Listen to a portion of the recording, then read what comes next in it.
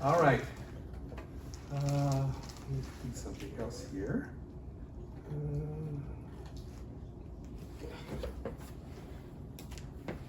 All right. Password management. Passwords are an interesting little problem for everybody. And it's changed a lot in the last 20 years. I mean, what we may be used to passwords, the way it was managed in 2005, is very different from the way it is in 2026. And what we've got is, this is a little picture that I've got that says, if you see the way this works, if the passwords, if you lose something with passwords or you lose access to your account, everything falls down.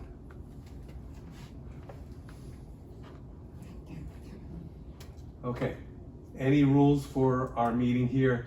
As usual, please ask questions anytime. I get very nervous when everybody's quiet and nobody's asking me anything. And as I said previously, there's no such thing as a stupid question, only indiscreet answers. All right. Okay then, we'll wait for that. All right. Before I actually start getting into details about passwords, there's two presentations I did last year that I just want to briefly make a comment about them for anybody that might be interested. They won't take long. Last year, back in May, we did a presentation on Windows 10 upgrade. Some of you took advantage of what Microsoft was calling extended user support, where you could still run Windows 10, but you would still get the fixes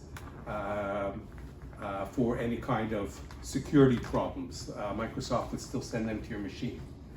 Well, Microsoft has a little bit of a problem. Not enough people have converted back yet to Windows 11. Oh.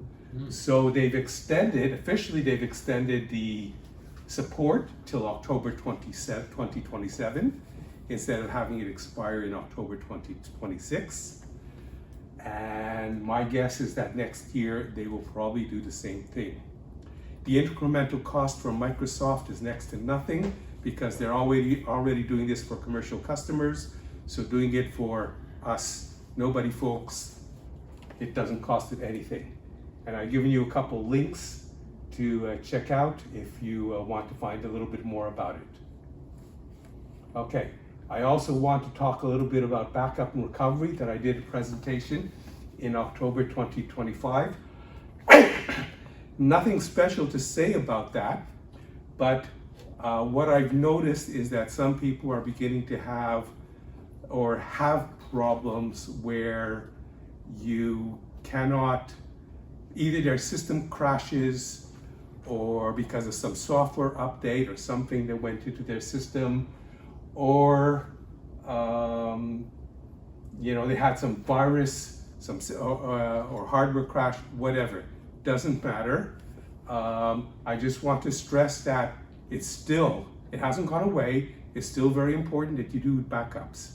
And particularly for some of those people who had a whole system crash, the easiest way to recover is to, having thought about this in advance and taking a full image of your hard drive, having the ability to restore that hard drive and then pick up where you left off. Jerry. So should you do like a hard disk backup or just to the cloud or both? If you're going to do a full hard disk backup, I mean, I do backup of files to the cloud. That's what I do. But and if you're using your iPhone and stuff like that, that's all that's being done. To do a entire hard drive backup to the cloud is going to take forever. That's a lot of data. So you need to do it onto an external drive that you plug into your computer, start it up overnight, make sure it works, and come back the next morning, and at some point in time, just to be on the safe side, you may want to make sure that you can restore it. So, if you're backing up all your files, which is fairly easy. Yeah. Why would you want to back up your entire system? For some people, I probably wouldn't normally do it, because I've got no great difficulty reloading my operating system from scratch and reloading my programs from scratch and going from there. A lot of people may have problems with that. So it's much easier to take a complete image, let's say once a week, take a complete image of your hard drive, and if something goes wrong in the following week and you can't get it working again, bring it all back with from the backup external drive that you've done. So it's a choice. So I've got 2 links in there. I've got my original video, if anybody wants to watch that again from last year. It's on YouTube. And if you don't want to hear me talk, there's another video out there from somebody that I like to follow, and he covers off pretty much all the stuff that I did in my presentation. So you can do both. And why have we lost this again? Because it timed out. It timed out, thank you. All right. So that's all my old stuff. Now we're on to the new stuff. Yay. All right. Okay, how to prevent being hacked, password damage, and so on. Okay, first thing, there's no guarantee ever. If something goes wrong, and particularly if you fall victim to malware or anything like that, or somebody has gone into and starts phishing you and tells you to let us sign on and we'll fix up your computer, all bets are off. Okay, so you keep yourself secure by, okay, these are pretty much some of the rules. Keep your software up to date. Make sure the system is automatically updating itself when it's required, whether you're running an iPhone or Windows or a Mac. Make sure if it's appropriate, have your anti-malware software installed and it does regular scans. Avoid malicious websites and downloads. I mean, some of you might be going to places that you really shouldn't, and we won't talk about what type of places people go to, but don't go any place you don't trust. Don't fall for phishing scams. I mean, sometimes you'll get an email, sometimes you'll get a phone call that says, oh, you've got a problem on your computer, we want to fix it. Don't fall for those, please. Make sure you back up critical data. One of the things that if you're going to lose your data, I mean, we talked about briefly before about doing backups. Make sure your email, if you want it, is backed up, and make sure your contacts are backed up. Because if you get somebody steals the password for your Gmail account or whatever, and they change your password and you can't get in there, you probably lost your email and you probably lost your contacts. That means, depending on how you store your contacts, you could lose contact information, phone numbers, addresses, and email addresses. So you need to back up your email addresses. Now, most people think, okay, I'm going to back up everything. But don't forget, if you're using a free service like Gmail, your email addresses are not necessarily stored on your PC. They're stored in the cloud. And if you don't do anything special about getting them back, and you've lost your Gmail account, you've lost access to all your contact information. And Mike and I can't fix it. The problem is we cannot fix it. But Barry, wouldn't it be two-factor if you have the two-factor verification? I'm glad you brought that up, and we will get to it. Okay. You're a little too soon. Okay. Barry, so emails are automatically stored on the iCloud? Well, let's say if you're using Gmail. Gmail is not keeping Gmail has all your contact information and all your email, of course. If you, it's not on your computer anywhere. And even if you back up your whole computer, it's probably not anywhere on your computer that you can get to. So It's how stored. do you get it off the iCloud if you've lost it? If you lost it, it's too late. Oh, You need to back up your email, contact information before you lose it. even though it's already on the iCloud? It's on It's on, let's say, Gmail or iCloud, but if for some reason you lose access to it because somebody has stolen your password and changed it, how are you gonna get it back? You can't sign in again. Right, So you want to back it up. okay, And there are ways to back it up, okay. but yeah, we can talk about that. Am I driving you crazy, Jerry? No, he says, comment from the peanut gallery here. He says, so Jerry, do you know how to do that? He's not saying, Barry, how do I do that? Well, somebody in the family's gotta know how to do it. Well, that actually was my question, which kind of seems stupid, I guess. So how do I back it up? Well, interesting, I am having a project with Paul, if we ever get our act together, where we're going to move all his stuff from his Rogers account to Gmail. And the way I'm going to move his email and his contact information is using, rather than using a cloud program that I run in the browser, I am going to use a separate third-party mail utility. Okay, And basically I'll tell it to move everything over and it will do it. And I can download it from that time, so all can be done. Or let's say if it's so you Gmail, store that as a file somewhere. I can either move it on the fly, or let's say Gmail. I can go into the Gmail support services and tell it, please download all my contact information. And it will create a big file. It's going to be a CSV, a comma separated file that's got all the basic information, at which point you can go suck it into another email So system. it's the in-between part where you're basically saving it to, Yeah. back in the day, it used to be kind of like an Excel file or Yeah, something. yeah. It's a CSV you can actually open up in Excel. But that would be only exporting the contact information, not the actual emails. correct? Well, you can do that too. And like this, you can quit Rogers and you don't worry about losing the email address? 100%. Okay. That's interesting. Yeah. Because there are people who stay with the service provider and continue paying for their services just to preserve, the years of emails they have. You are absolutely 100% correct there. It's sometimes hard for people to change. And so you need to get that stuff. If it's important enough to you, then there are ways to move it all over. That's interesting, because I have 4,000 emails with Simpatico, and I'm bound to bound. All right, well, Simpatico, you know what? I don't know 100% about Simpatico. I'm presuming that I can do the same thing with Simpatico that I do with any other email system. Oh, you can export the Yeah. contacts Let for me sure. know. All right.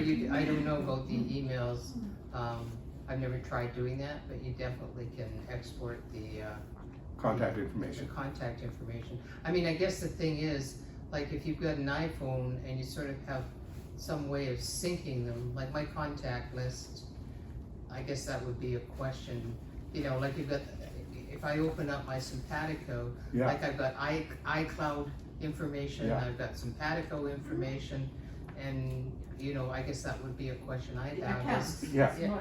Yeah. You've got to be careful in a sense that you don't want to duplicate any information. In my case, I run on my iPhone. I use Gmail for my email, for my mail, and I tell it to use.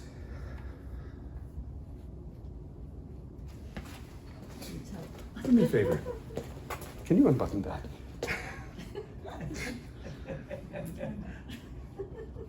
I think I can, but let me see. Everybody needs some other. You need some techies, you need to be a techie. Get out the scissors. It's terrible. It can't be that tough to Hey, you wanna tear your shirt here, have a Oh, knife. okay, it's like, I can. Thank you. Thank you very much. So I have an additional problem because my. You want your shirt? You want the button down? I'm done too. No, I get an email list that's basically on my cell phone that's more up to date than what's on my computer. So I have to merge those two first. Yeah. So it all can be done. Not by Every- me. every ca- Not by me. Every case is unique, but we can sit down and do it. And you know what? There are ways to do it. Easy ways. You wanna be sitting down when he shows you his system. All right.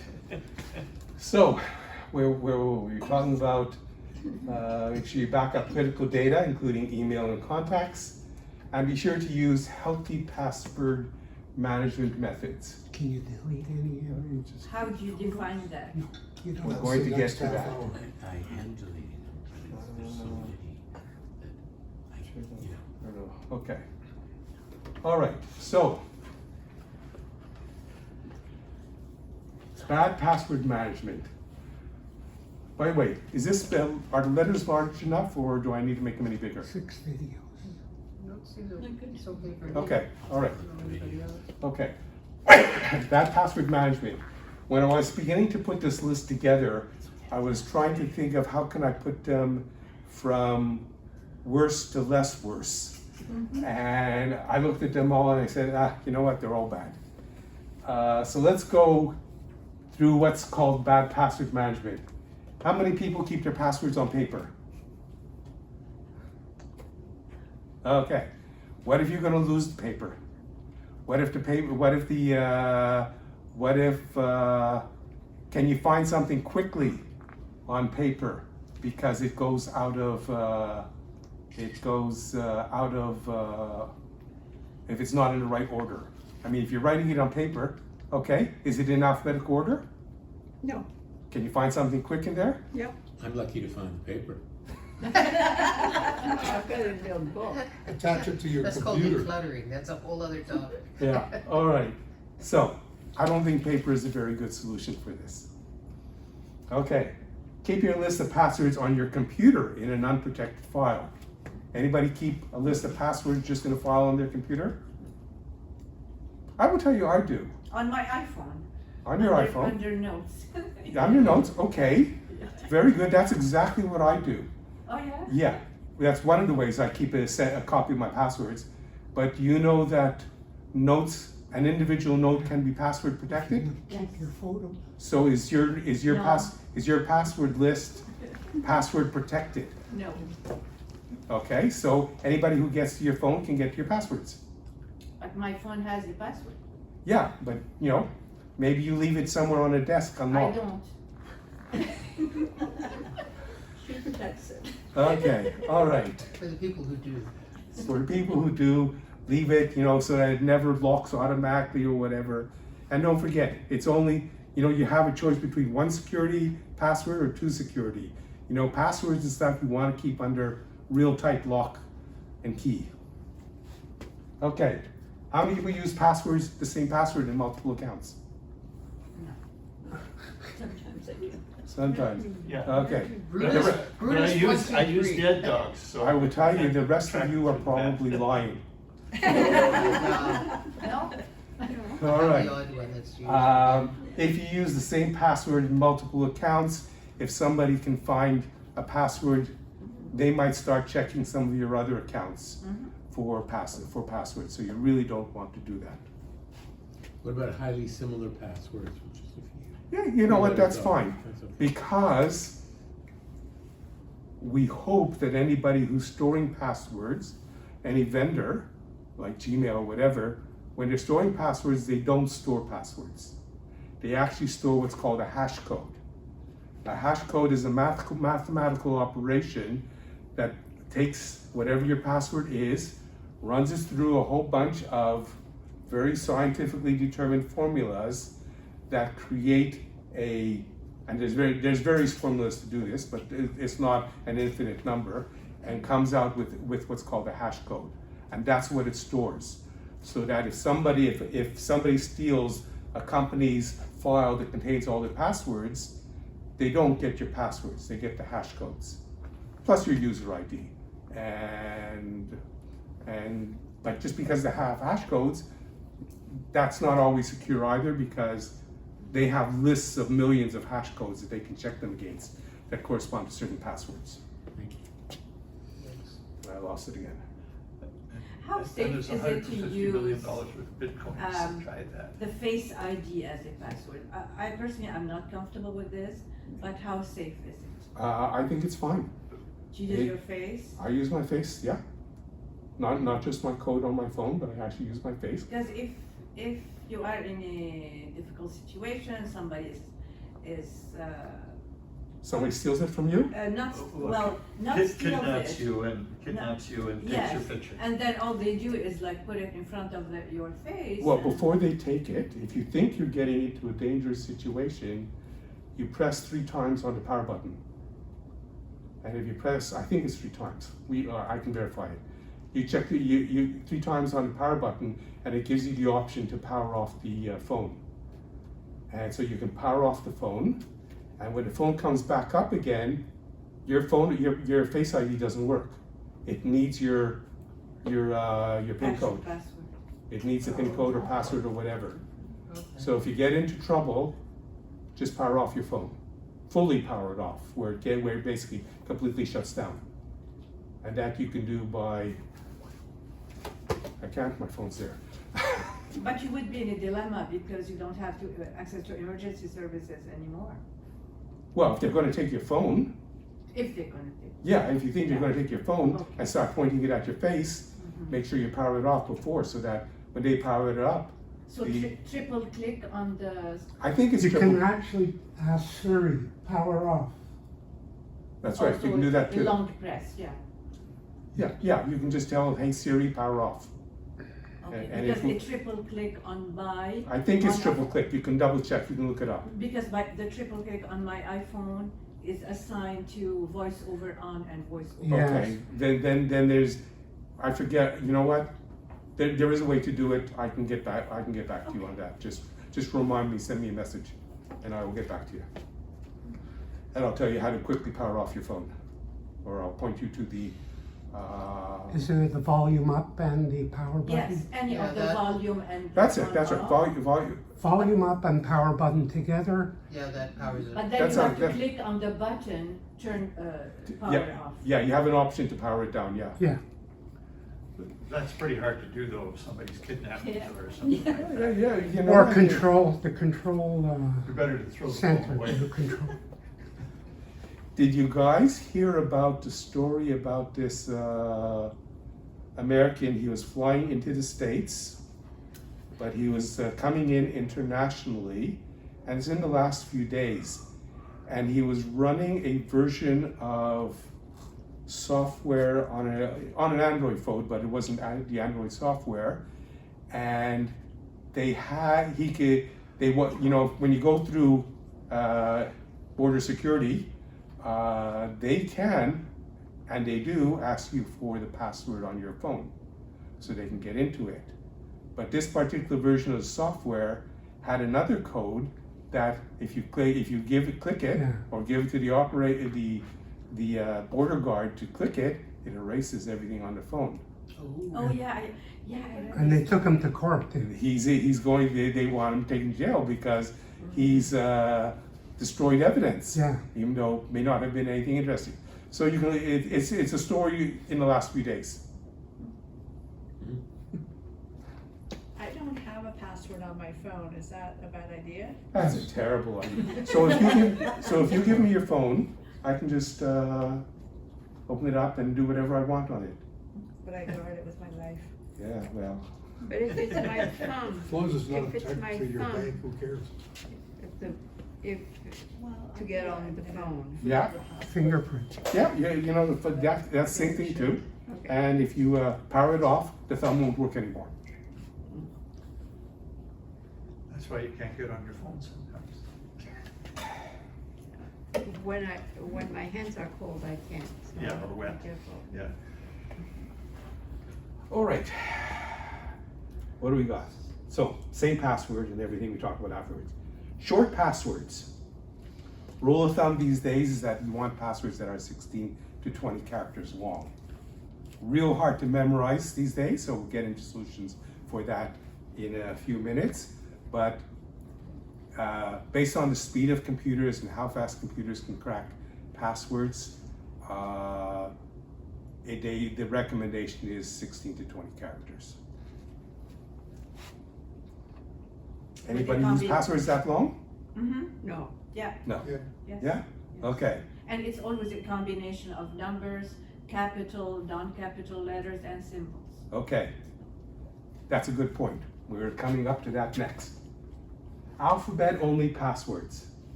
All right. That is, I've included that here because some systems insist that you put in uppercase, lowercase, number, special character, whatever.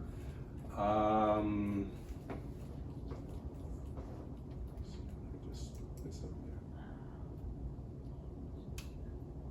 there. Okay. Alphabet only passwords. Some people recommend it. Some companies insist that you use a password that way. From what I've seen, if you have a choice between using upper, lowercase, special character, numbers, whatever, but you have a choice of making it longer, even by adding one character, that adding that one character is better than using a special character. So if you have 20 characters, some of them are special symbols, and if you have a choice between adding another special symbol or adding just another plain ordinary letter to the password, the plain ordinary letter is mathematically better to do, tougher to crack. Okay. So do you have any thoughts about like, because Apple, you know, if you do have your passwords, like it automatically generates Yes. a password and then Yeah. it just saves it to your passwords. Yes, And you never have to think you never about have to remember that. We're going to get to password managers. it. Okay. I'm just giving you the rules that will help you think about what needs to be done, and then if you're using password managers, which most of us are but not necessarily fully, then what you need to do. Okay, words that are too easily guessed. Don't use your pet name, boyfriend, girlfriend, your name backwards, birthdays. I mean, these are too easy for other people to guess, and they've got them on all kinds of lists.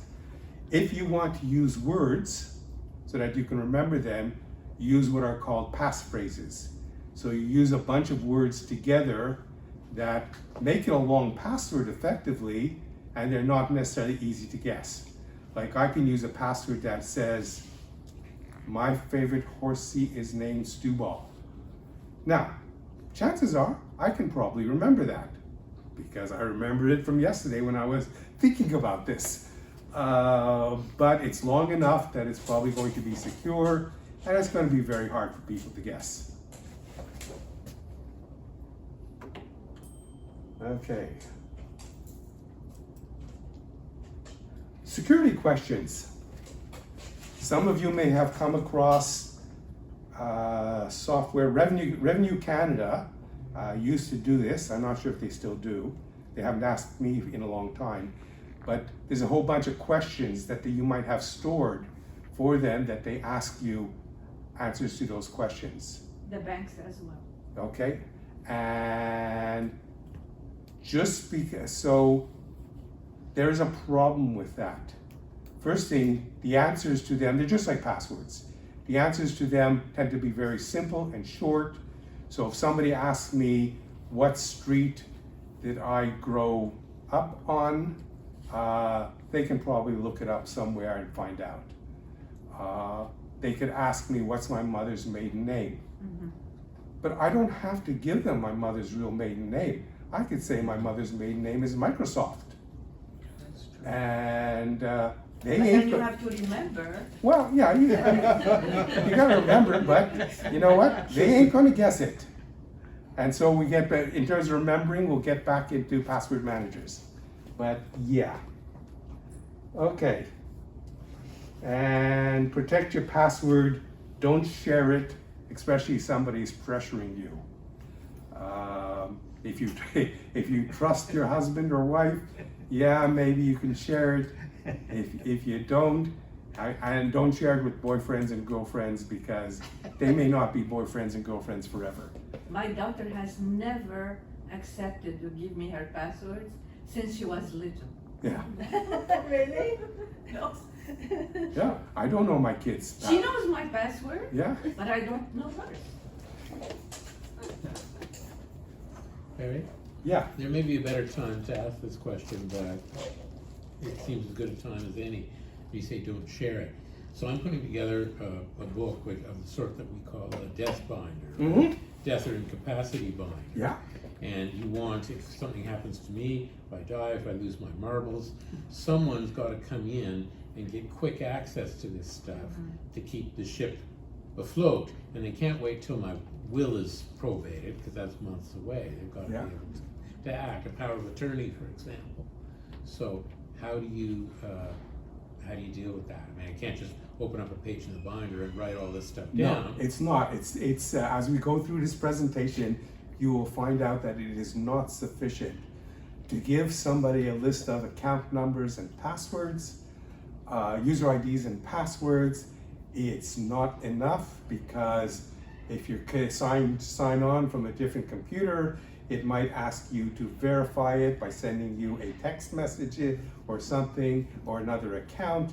And it's a perfectly valid point, and we will talk about it some more over the next few slides, because it's going to be real critical. The one thing I will say in advance, and after we do this presentation, but I'll say it now, is that if you are thinking, I mean, we're all getting a little bit older, if you're getting into a situation where the Mike, is the video still working? Still recording? Okay. If you're thinking of if you're going to get into a situation where you really want your family to have all your information and to be able to get into it, what you really need to do at some point is do a test. Once you've set up your things with proper, healthful password management, you go up to one of your kids and say, I died yesterday, here's my phone, find my bank account. And if you've done it properly, they can probably get in. If you haven't, well, then you'll find out what's wrong and figure out a way around it. Because every situation is going to be a little bit different, but we're going to get into stuff like that, some of the other options. Just go to the bank. You got to have your death certificate, and you've got to have whole bunch of other paperwork that you need for that, for the bank to give you any kind of access, if you're lucky. All right, good password management.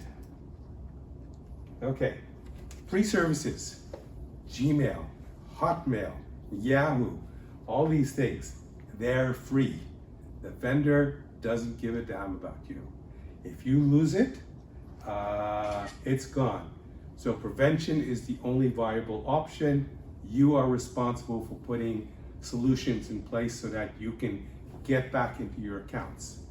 Anyway, you know, we're talking about accounts. I mean, I tell you the truth. If I couldn't get into Facebook tomorrow, you know, my kids aren't going to care. I'm not going to care. If I'm not going to be able to get into my Gmail or my bank, I am going to care.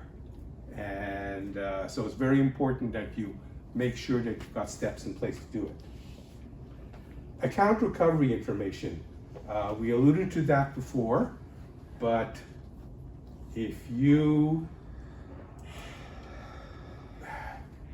whenever you're creating an account these days, especially regular, like certainly all your Gmail accounts and anything else that's critical that you want to make sure is safe and it's not some cheap little website or anything like that. When you set up an account or go back and modify an account, you have your user ID, you have your password, and then you have a bunch of recovery IDs. The recovery ID can be another email address, so that if you click a button that says, I forgot my password, it will send a message to that email address. If you give it a phone number, it will send a text message and then ask you to type in that the number on that text message. You could also be using a mobile app to do that. The important thing is also your recovery information. Make sure it's not out of date. If you haven't tested your recovery account in a year, and it's a free account, the vendor might just say, you're not using this, I'm gonna just delete it. So you gotta make sure that I had one situation, there was somebody talking to me, she had come over from China and she had in China used some, I forget, what's the major system that's used in China for paying things and doing email and stuff? WeChat. And she wanted to get into her old WeChat. And she couldn't because that recovery information was, her WeChat information was pointing to an account that she didn't have access to either. So she lost it all. So you've got to make sure you're up to date, that whatever recovery information you give it is there and works.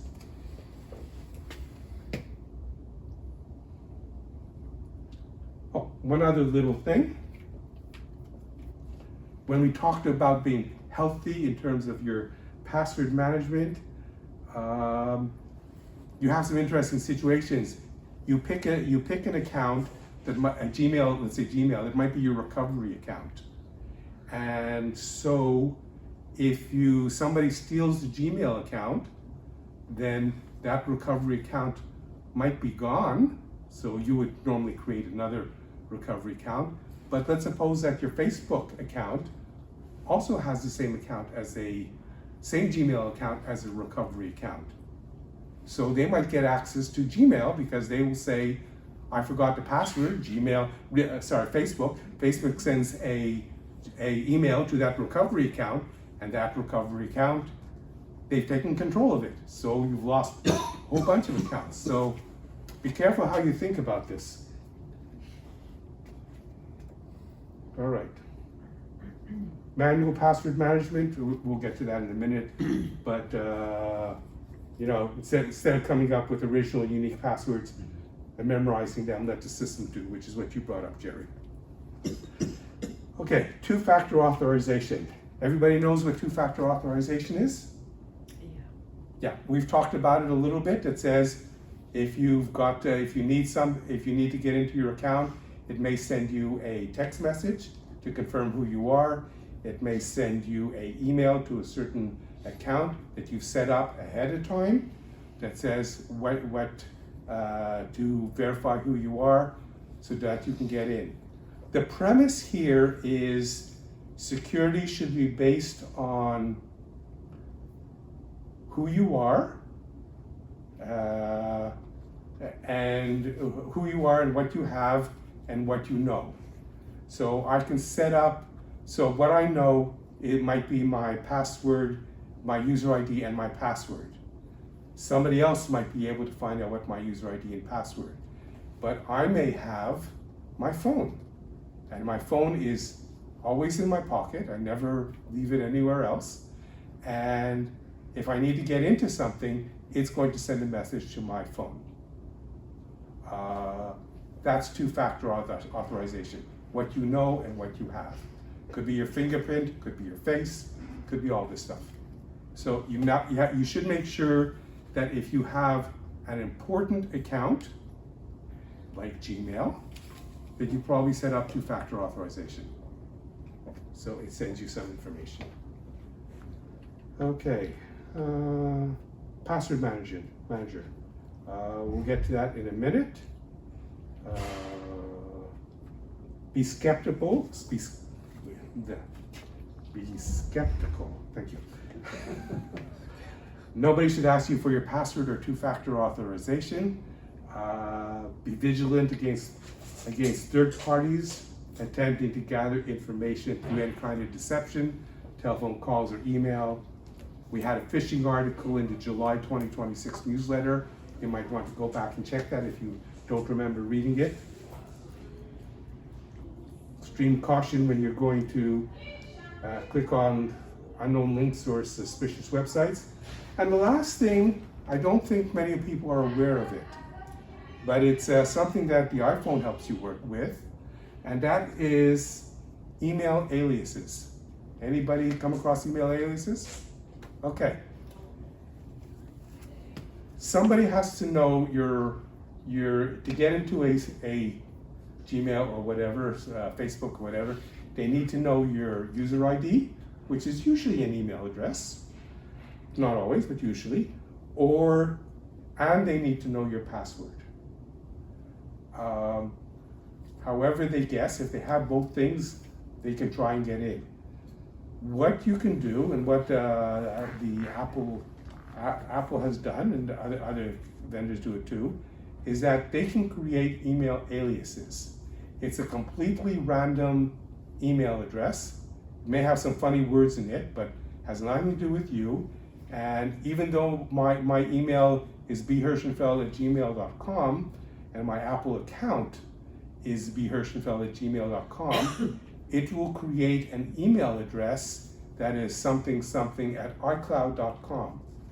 And I can give that if I want to open up an account somewhere where I might have a little bit of worry about whether what they might do with this information. I give them this new alias, and if they send me email back, it just comes back to my normal account. It just iCloud, Apple redirects it. And so you never share your email addresses either. So they have one less bit of information to try and hack you. Make sense? How do you create an alias email? In Apple, you go look up, you go into the setup. Settings? Pardon? Settings? Settings, and you go just do a search on email alias. It'll point you to the right place. You can create it. I don't know how many there's a limit on it. The only requirement is that you've got to be paying Apple a little bit to back up some data. And I back up, I buy 50 gigabytes from Apple for about $50 a month. Yeah, $1 and something. Yeah, so that's all you need. It'll point you right there, and you can create email aliases. So if you got any place that you think might be a concern, that's what you do. Okay, we're going to talk about password managers. I kept hinting about this stuff. Okay, why do you need password managers? Because long, strong passwords are a requirement to be secure. They've got to be unique, which is important.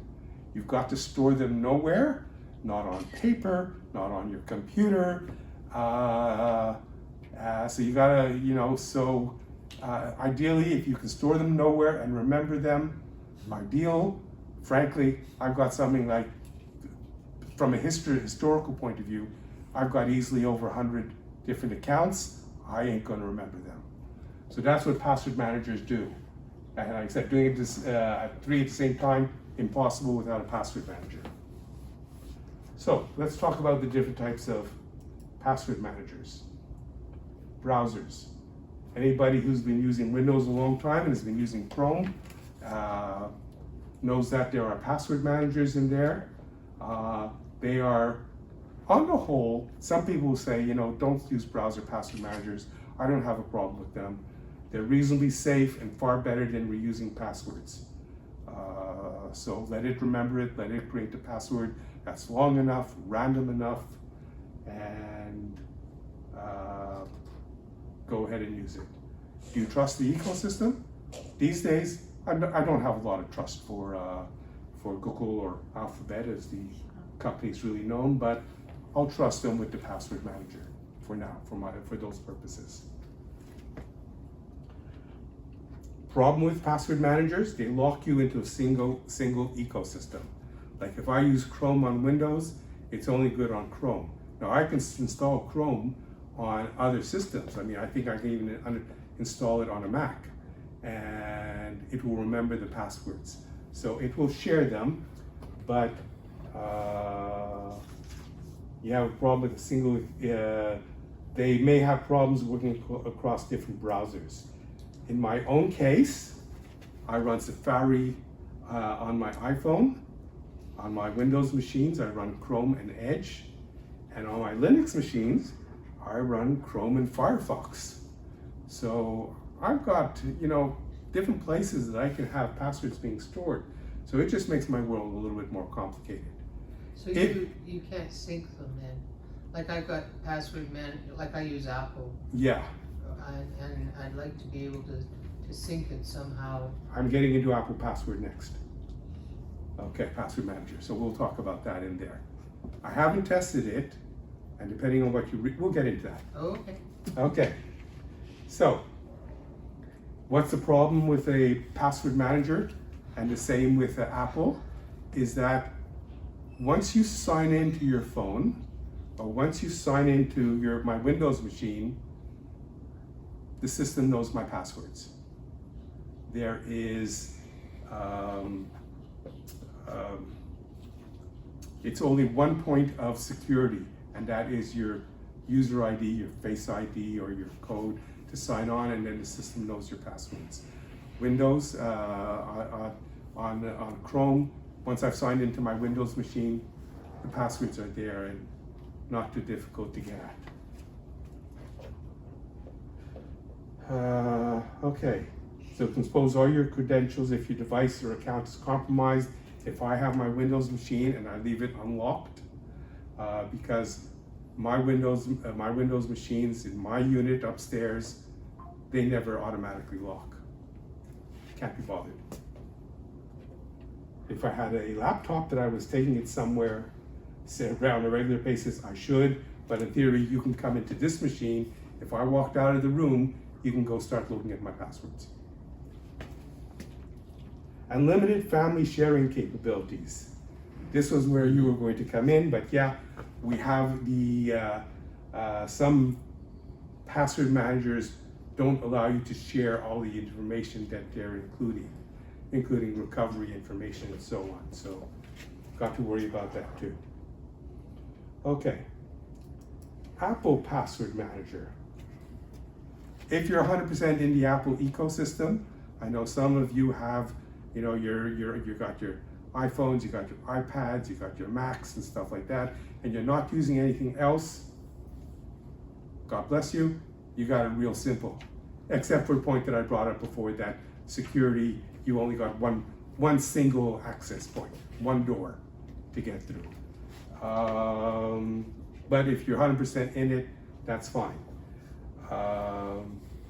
Limited functionality on Windows. Jerry, have you tried using I know we talked about this about a year and a half ago. Have you gotten any further with Windows? Not really. I guess because I do most of my stuff on my iPad or iPhone. I do banking on my laptop, but then you just really have to have one password, right? Yeah. Or the system that you need for your banking stuff. At the end of the day, I just sort of, whatever I had in Apple, I entered into the Google Password Manager. Okay. Because I theoretically, I guess you're supposed to be able to sync them, but I didn't go the next step, to be honest with you. All right. The problem is, I haven't tried it either. The problem is that, as I understand, depending on what you read, some people say, yeah, it's great. Some people say, no, it's not going to work and not good enough, where you can say, where let's say your Chrome browser on your Windows machine can look up and store the passwords. And I'm not sure who to believe yet because I haven't tried it. What I've done, for your benefit and for anybody else who wants to try it, there is a link here that, and I haven't looked at this whole video, but it talks about using Apple passwords on Windows. So you might want to have a look at that. But I've looked it up and I said, you got to try it. Same problem with with the browser managers. There's one key, one sign-on. I've got it included here for anybody who wants to look at it. An Apple Passwords cheat sheet, which if you want to download it, that's what it's going to look like. So it's a few pages on never forget a password again. It's an interesting article. And the last point I've got here, this is real interesting. It just gets into privacy and trust again. I have a link here to a YouTube video that talks about this. But Apple, in their next release of iOS 27, they have introduced a feature. I mean, all the password managers tell you if you have a weak or compromised password. And the Apple iCloud keychain will tell you the same thing.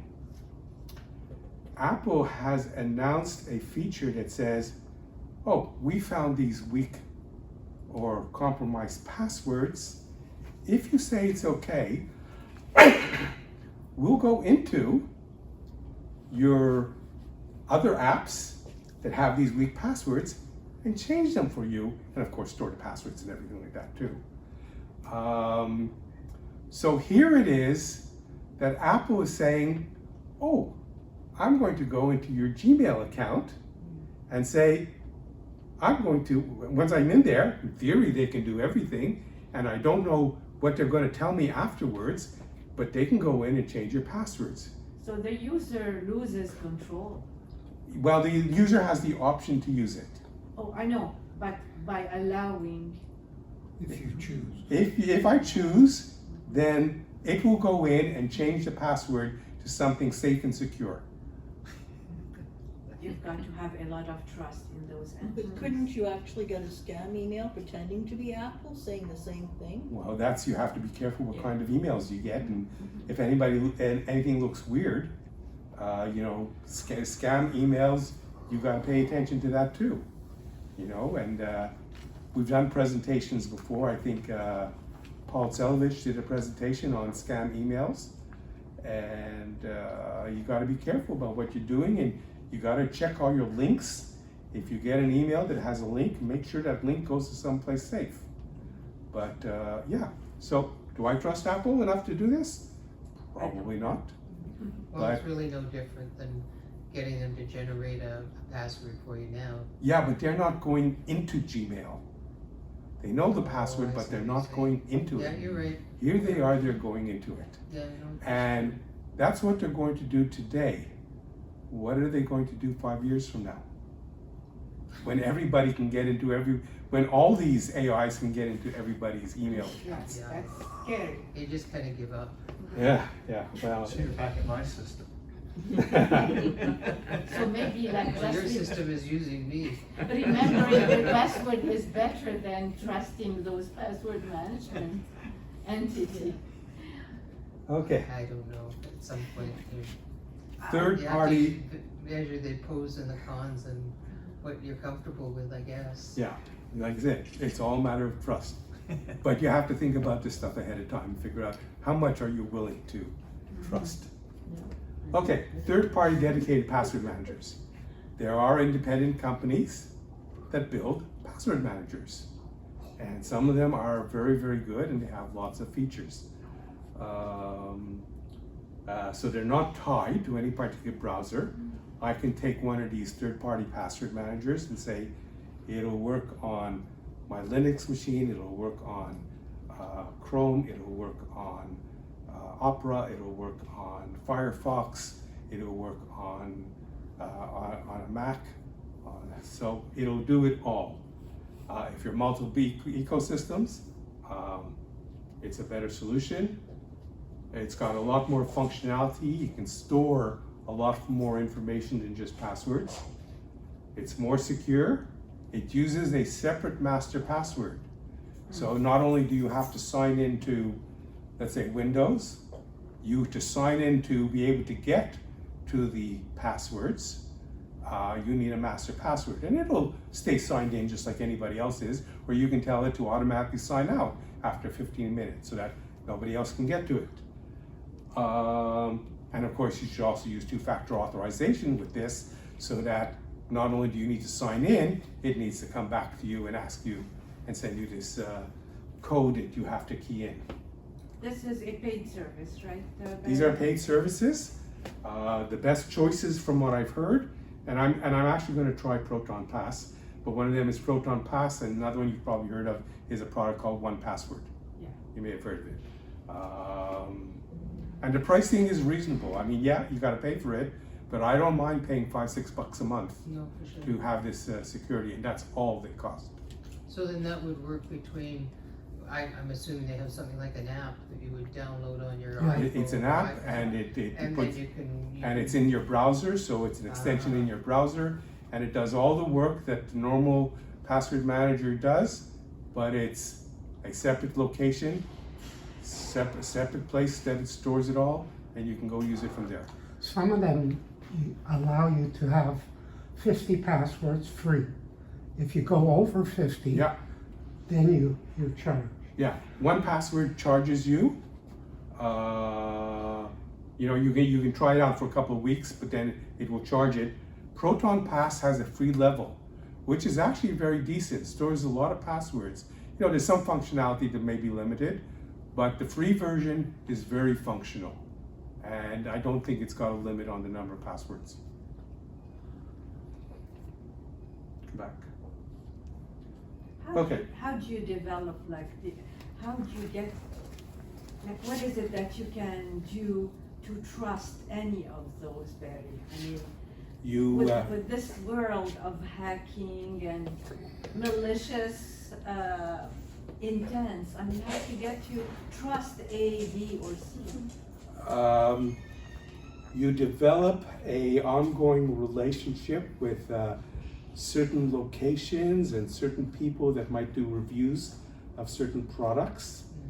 Like one of the things that I pay close attention, that I follow a few channels, for instance, on YouTube. YouTube, there's a lot of crap on YouTube, and a lot of AI, and a lot of it is fake. But there are some people that I follow, a couple of people specifically I follow because they focus on things like security and privacy. So I will listen to what some of these people recommend, and based on what they use, and continue from there. So you've got to know certain YouTube channels or talk to other people that you think trust. If you trust me, I will give you an opinion. I will tell you whether I think it's good or bad, and whether you should consider trying it or not. Ideally, I'd like to try it first, but sometimes it's hard to find the time. But yeah. But yeah, you got to be very careful these days. You can go back to Paul's presentation on hacking and people sending you emails with false information or leading you to websites that are false. You can go back to my previous emails where I've talked about making sure you do backup and stuff so that you stay safe. And you've now got this, which covers a lot of material. I mean, a lot of bad habits that you think about it, and you know what? Most people do it. Most people don't care. You should, because there'll be a point that I come out later, but I'll just mention it, is, actually it might be right here. Is this it? Password summary. Okay, well, we'll get to it in a minute. The tools are enemy, sitting still is. You gotta do it. Everybody can get that picture. Understand what it means? It's a classic English idiom. Who's volunteering? Exactly, that's it. Grab the bull by the horns. And if you want another link about password managers, this is a real good guy that I follow, and he's talking about password managers. All right, closing questions. Okay, so what's the most confusing part I've talked about? Because there's a lot of stuff here. Everybody perfectly clear on this stuff? You can ask me anytime. It doesn't have to be today.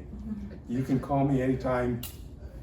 Which one is the best, like for a death book or whatever, for your kids to be able to access all your passwords? It's one of the password. I think you need to sit down, picture how you're going to organize everything in terms of recovery information, you know, and like I said. And they're not iPhone users. Yeah, well, you know what? You're going to have to figure something out. You're going to have to figure out with your kids maybe what's the best solution, and then like I said, test it. always test what you're going to do. So like I said, I will set up what I think is the best environment. I will say, tell my kids, I died yesterday, here's my phone, get into my accounts. And if they can't, we'll find out what's wrong and then we'll fix it. So the death binders that you can find on places like Amazon, all the literature that they've got, the literature that Paul's saying that he has yesterday at our yesterday meeting, Yeah. mentioned that he's got a handout, and that I have the handout that talks about death binder and stuff like that. It's not going to get anything beyond user ID and password. Once you've got more complicated systems, you got to worry about and you got to test it. I guess a challenge I see, like I do everything with Face ID or your finger, Yeah, and so obviously that presents some challenges. yeah, but if they know your code, Yeah, they so can that's, get in. and it's certainly one of the things we learned, like dealing with Charlie's brother's estate, is people need to be able to get into your phone. Yeah. And into your laptop. Yeah, yeah. And I guess obviously a password manager. Like once, I guess our experience with dealing with an estate, like once you have probate and the executor, basically it's fairly straightforward. The bank will let you in as long as you go in with the will and you've been, Mhm. and the will has been probated, or you've been assigned as the Executor. as the trustee. Mhm. But it sure makes your life simpler for the person who's managing your estate if they can get into your phone and your laptop. Absolutely. Because what ends up happening is you're putting the pieces together, you don't even know what all the pieces are. Yeah, all of people's insurance policies and stuff, and where is everything, and what are all their accounts, and what are all their credit cards. I mean, yeah, I have half a dozen credit cards. I mean, most of them I don't use, but Actually, that's the trickiest one, because the first thing the bank says is get rid of the credit card, but the moment you get rid of the credit card, you can't access the information. Yes. yeah, Yeah, So we had that. actually, the last thing you want to do is get rid of the credit card, because you can't, otherwise you can't, access it. you can't get into the banking records. well, I have on my list of tech projects, tech presentations that we're going to do, I have one called, I think we titled it Document Management. I forget, but it was the idea of make sure you have access to all your documents, scan it. Oh, so, yeah, I remember what it is. Basically, get away from paper documents and make sure they're all online on your computers. Let's say like all my emails, all my credit card statements, I keep them, and I don't keep them online. Usually, if I go back to the bank, I can get them online for about 7 years. But like you said, if you get rid of your credit card, you can't go online to get the statements. Well, they won't even, Actually, it was a you checking can't, you account. can't even go to the bank and get. Yeah, but I've got them all on my computer. Yeah, but it's the dead guy that you have to. He doesn't- Well, yeah, so if He's the guy that isn't. No, so I'm gonna be dead, so my kids will know that all my paperwork is online on my computer. Yeah, yeah. Now all they have to do is figure out how to get into the computer. But why would they need your old bank statements? If they wanna see where certain payments might have gone to or whatever. I mean, they don't need the real old stuff, but No, but maybe, if somebody hasn't paid their taxes for 5 years. yeah, Well, we had a situation where his brother had a loan with TD, which obviously he defaulted on after he died, and all his accounts were at TD. And so then all of a sudden, like this was the asset, the loan was a camper type thing up in Timmins. So all of a sudden the sheriff from Sudbury has got authority to seize the asset. Well, you've got one side of TD that's not talking to the other side of TD, because obviously. Then you don't even know the asset Yeah. exists. We didn't even know the asset existed, so, yeah, I don't, it's the stuff you don't know that bites you on the butt. yeah, yeah. And then there's a question that Paul also brought up that says, in your case, who's your executor? I mean, you're each other's executors, I presume, Yeah, but, well, our what, kids. yeah, our kids and then are- the kids. Our kids are. But Paul had brought up the thing that maybe you should go to a company that does this, and they're much better. I mean, Well, it's not so much, I mean, in our case, not to get off track here, but I guess I am. It's more, one of the things we learned is you can't do anything with an estate account without showing up at the counter with ID. They won't let you access it. Yeah. So It's like still we've got manual. we've got one son in Victoria and one son in Toronto. What it means is the son that's in Toronto would be left with the bulk of the work, even though they're joint executors.